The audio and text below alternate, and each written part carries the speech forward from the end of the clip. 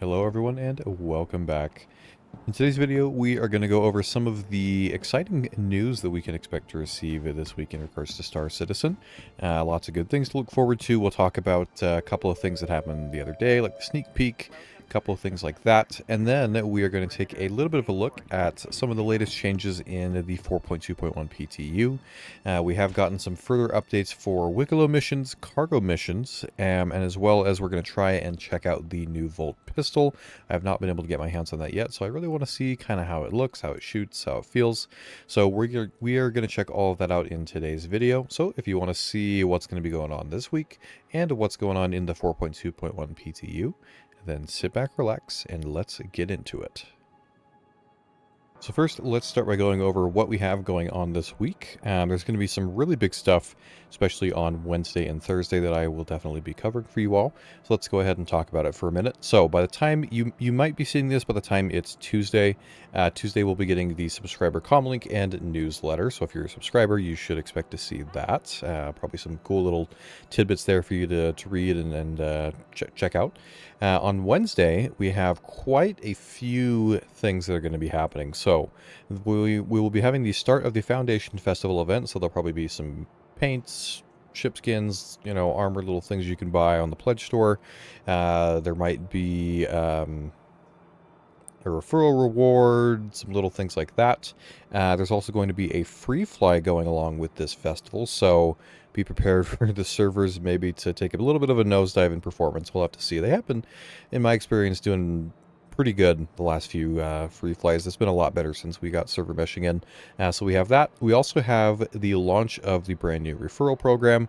I will probably go over that briefly in maybe its own video. Maybe I'll incorporate it into another video. And then the two biggest things is we are going to be getting the June 2025 PU monthly report. So we'll probably get updates on new gameplay, features, ships, all those sorts of things. I will definitely be checking that out. And then we'll also be getting a roadmap update, which apparently from what I had read somewhere on Spectrum, that we'll be getting some good updates and additions for things coming in 4.3. So we'll see maybe what the new event is, new features possibly, new gameplay, all sorts of stuff like that. So, going to be a very busy day on Wednesday. Like I said, I am going to be covering it for all of you, so if you want to see coverage of all those sorts of things coming up on Wednesday, then make sure you are subscribed to the channel, so you'll see those videos when they go out. And then on Thursday, there is going to be a Star Citizen Live titled Earning in the Verse, where it says we will explore all the ways players can acquire items in the verse, whether it's by purchasing with AUEC, looting corpses or specific locations, earning rewards from missions, or visiting our favorite Banu at Wikelo's Emporium. And then they say, while this episode won't be a traditional Q&A, there will be a brief segment dedicated to player questions from Spectrum. So sounds like they either already have some questions laid out that they aren't taking specifically, or they just have some specific topics that they're just planning on talking about for earning in the verse. Maybe we'll get some talk on a in-game markets, like an auction house or a flea market sort of. Because I have noticed there has been a lot more advertisements in Global of people either looking to sell certain items like pico balls or different materials needed for Wikelo ships, and also people asking, I want to buy this item. So maybe they're going to talk about that a little bit. Maybe they have some plans, potentially even some work already done for something like that to be put into the game. So we'll have to see, but there will be that on Thursday. So if there's some good information there, I will definitely cover that and get a video out to all of you for that as well. And then Friday, of course, there'll be the newsletter for the week, another sneak peek, and that is going to do it for this week. And speaking of sneak peeks, next we're going to take a brief look at the most recent sneak peek we've got, as well as a little bit of an extra hint as to what this ship that they show might be all about. Alright, so for the sneak peek from last Friday, you should be seeing it up on the screen here if you have not already seen it. As far as we are aware, this is going to be of a sneak peek of the new RSI Meteor, which is based off of the RSI Mantis. So what we're looking at here, I'm pretty sure, is the underside of the ship. Biggest thing we can see here is there is kind of the wing structure of the Mantis. That's how people were able to kind of determine what this was. But you may notice in the middle there's what seems to be a quite large weapon, and then a little bit above that, a little bit of a smaller weapon. Because the Mantis has two wings like this, I would expect this to be mirrored on the other side. From what I've seen talked about and a little bit of data mining done, this big weapon here is showing to be a bespoke size 5 ballistic gun. Whether it's a Gatling or a repeater or a cannon, I'm not 100% sure yet. So whatever this is, the Meteor, it seems it'll have two size 5s that are bespoke ballistics, and then looks like it'll also have the two size 3s that the normal Mantis already has. Those will be swappable to whatever you want. Panther repeaters, attritions, those sorts of things. So that seems to be the primary weaponry of the ship. I do really like how it looks on the outside. It definitely has a lot of styling that you would see in something like the Zeus. I'm sure they've taken a lot of that kit and applied that here because I think maybe the Mantis has some military use, but it also is a civilian ship, so makes sense that it would have that sort of art style. Maybe we'll see a little bit of the military aesthetic of RSI on the inside. We'll have to see, but it looks really nice so far. I have heard also that the normal Mantis will be getting kind of a facelift on the inside, at least, maybe on the outside as well, to kind of fit with this styling too. So really cool to see this really nice ship coming soon. And the other thing I wanted to briefly touch on is there was a data mine done in regards to the Meteor where there was some animation files found that the naming of them has indicators of a deploying and retracting of the RSI Meteor torpedo doors. So, if that's the case, sounds like the Meteor, maybe in place of the quantum interdiction device in that area potentially, or somewhere else on the ship, will have a torpedo bay. So I would guess if it's torpedoes, it's probably going to be size 5s, which means this is going to be in like that kind of bomber, heavy fighter category, kind of similar to maybe the Gladiator or the Vanguard, those sorts of ships. So if that's the case and it does have those torpedoes, it'll definitely have a lot of firepower with getting those bespoke size 5s, those two size 3s, torpedoes, maybe some other stuff that we don't know about. We'll have to see. But just an interesting little thing that was found there that I thought I'd let y'all know about. So looks like this thing will definitely be packing quite a bit of firepower. So definitely looking forward to checking that out. But that is all that we know of, at least at the moment, in regards to the RSI Meteor. So now let's move on to checking out some of the latest stuff with the 4.2 PTU, or the 4.2.1 PTU. We have some changes for Wikelo to check out, as well as potentially taking a look at the Volt pistol. So now let's go ahead and take a look at that. Alright, so first let's take a look at some of the Wikelo polish we have mentioned in the patch notes from today's build. I remember last time I checked this out, they had split the Wikelo contracts into two tabs here, but the vehicles one wasn't quite set up correctly, so let's just take a brief look at that. Looks like the contracts do have names now, so we have things like the Firebird mod, that's going to be for the Aegis Firebird, so we have some little fun contract names now. We can see over here, 20 favors, 1 Polaris bit, so a little bit of Quantanium you'll need for that. 1 DCHS-7 comp board, that's going to be from Obituary in the contested zones, and then 5 Interceptor helmets, so not a super difficult recipe for that, but there's definitely some more difficult ones like the Scorpius one. You need 12 of keycard 7, which is a little bit much in my opinion, but I guess Wikelo really just needs keycard 7 for some reason. So there's that one, and then this one I think is just a little messed up. I think this is Zeus Special is supposed to be the title, but the description is the title, so I think they just got to flip them. So that should be fixed pretty quick here. We can also see, let's see, we got Pulse Plus, 2 favors, really simple to get yourself a Mirai Pulse skin. So nothing too crazy there. We have Upgrade Intrepid. You can choose which Atlas paint you want and some other things like that. I believe we already checked out the other items section. One update that I was made aware of is on things like making the new Space Navy armor instead of this trade-in only giving you one of the armor pieces and it being randomized, apparently this now gives you the entire armor set, which is really, really nice. Takes some of the RNG out of it. It is a little bit more expensive of a recipe now. It's going to cost you 3 favors, 5 interceptor helmets, and 50 grassland quasi-grazer eggs specifically for this one. Some of the other ones, let's see if I can find them. Want armor look like tree. 3 favors, 5 helmets, and 50 irradiated Valacar Fangs juvenile. So just some little things like that. Little bit more materials you'll need for that, but you will get the full armor set. And I'm excited because I really wanted to run with some of these armor sets because they look really nice. But I kind of just didn't really want to go through that whole process of guessing and gambling, basically, of which piece will I get. So just a nice little change there. So next, under features and gameplay, we have split cargo hauling missions into supply grade tabs. So I had to go do the intro mission. I hadn't done it yet on the PTU, but now we should be able to see these. So let's take a look here. There we go. So right now we have hauling supply grade, and now this is going to be, let's see.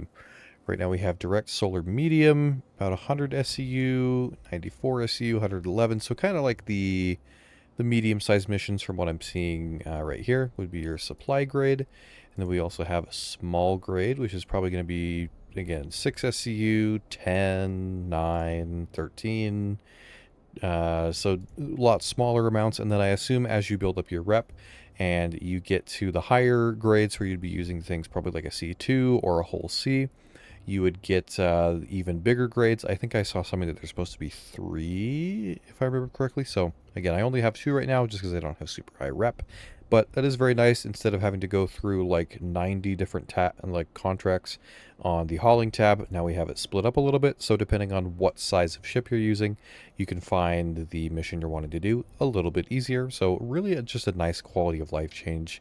If you have any thoughts on that, if you think that's going to make you want to do hauling missions more, I'd love to hear what you think about that in the comments. Same with the changes for Wikelo. Do you think splitting out the contracts, is that going to make you want to do Wikelo more, participate in that loop, even though, you know, there is the risk you can lose your ship or whatever you get? Do you think you'll still participate in just, you know, to check out a ship, try it out, maybe get some different items from him? I'd love to hear any thoughts or opinions you have on that down in the comments below. But now we are going to try and go find one of the new Volt pistols and check that out. As far as I know, you are able to find them at like the ASD sites and potentially the Hathor sites. So I'm probably going to go over to one of the Hathor areas. We're going to go check it out and see if we can find it and maybe do a little bit of testing with it. So let's head over there. Alright, so at the Hathor sites, going to run in here. Typically you'll find it in one of the red key card areas. That's where you find the Volt weapons. So, might have to fight through a few NPCs here. But we're going to go ahead and see if we can find our Volt pistol. Alright, so let's jump across into this open room here. And then we're going to go check the weapon racks. Let's see, do we have anything? Nothing here looks like, just our Volt rifle, so we'll keep looking around. Ah, there we go. So, I did not find it in this weapon locker here, but in this little weapon box, opened it up, and there we have a Volt pistol. Now, do we have the magazines? There's the magazines right there. Cool, cool. So, we got our hands on one. So now let's take it outside for a moment, and we could do a little bit of a firing test, just kind of see how it looks, how it feels, and just check it out a little bit. Now the unfortunate thing is, because it's a pistol, you do have to sacrifice, if you're running a med gun, you wouldn't be able to have the med gun on at the same time as the Volt pistol. Now you can use, there is an attachment for the multi-tool that does basically the same thing as the med gun. So you could have that on there, that way you can run a pistol. But let's go ahead and switch out our med gun here. We'll equip the pistol, and I believe there are some different skins you can find for it, so maybe we will run into one of those here. Put on a magazine, and we'll take a look at it. Alright, so let's go ahead and see. So, pull it out. Ooh, there's a nice little sound when you pull it out. Hold on, holster. Kind of an interesting little sound that it has. I guess other guns have it. The sound seems a bit loud. I might just need to turn the volume down a bit on it. Let's go ahead, let's look at it for just a moment. So there it is, in all its glory. Looks really, really nice. It has like a little, you can kind of see display coming off the side there. If I pull it up here, you can see there. Little display indicating kind of your heat, the energy level that you have available on there. So looks really, really nice so far. I have to say it's just looks really, really solid. So definitely has all the characteristics we've seen with the other Volt guns, kind of the diamond little symbols down there by the barrel. You know, the blue color that you get on the kind of the standard version of all of them. So really neat. So now I guess what we need to do is test out firing it. So we'll just use this wall as our little test subject. And let's do a little firing test. And I believe this pistol is full auto, so I'll just do some tap fire at first just to kind of see how it sounds and looks. Then we'll do a little bit of full auto, go through the whole reheat, like heat it up, animation, I'll see, and to see how all that looks.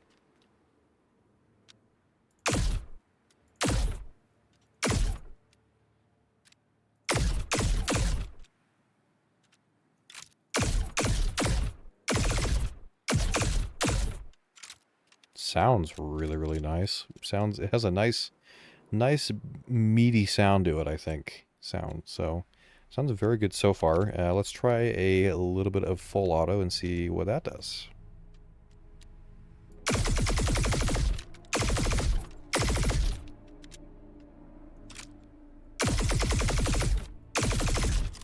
Here we go.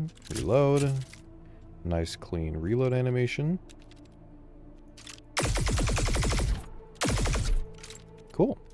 So I think what this does is as it heats up, the fire rate increases. So now let's let it run all the way up to overheating. Now I am on Aberdeen right now, so it's very hot here, about 217 Celsius. So it will overheat faster here than it would in a colder place. So we'll just go ahead and hold down the trigger and let it overheat and do its thing.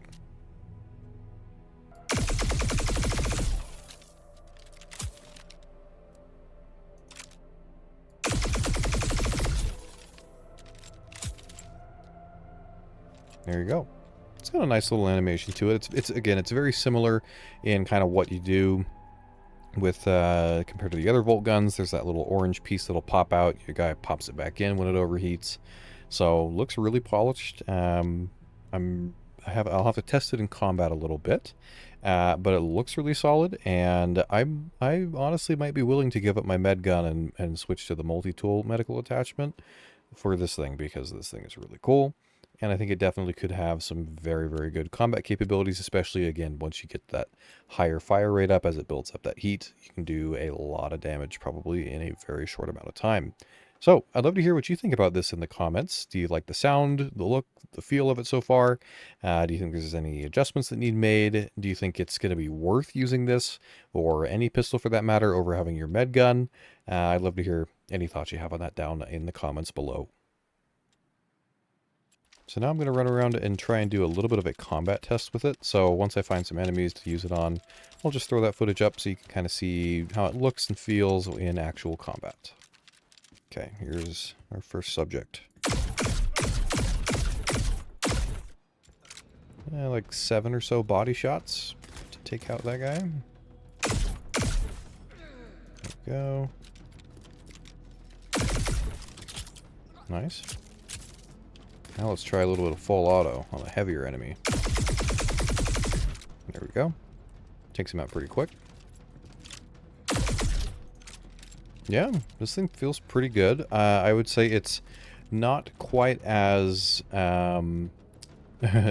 like blindingly powerful as, say, the Volt SMG was when it first came out. That of course did get tuned down a little bit, but I'd say it feels good so far.